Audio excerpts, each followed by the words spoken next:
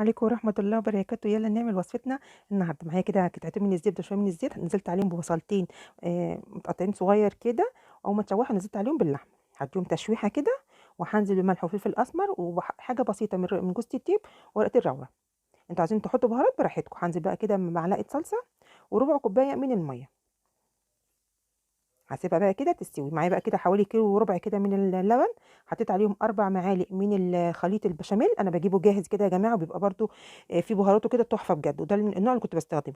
بعد كده هولع النار كده واحط عليه بقى ملح وفلفل اسمر وشويه بسيطه برده من جوز الطيب. اول ما يبدا كده يغلي هنزل عليهم بثلاث اربع قطع من الزبده وقطعتين من الجبنه المثلث. بص، ده القوام المطلوب. لا، مش عايزاه تقيل، انا عايزاه مظبوط كده.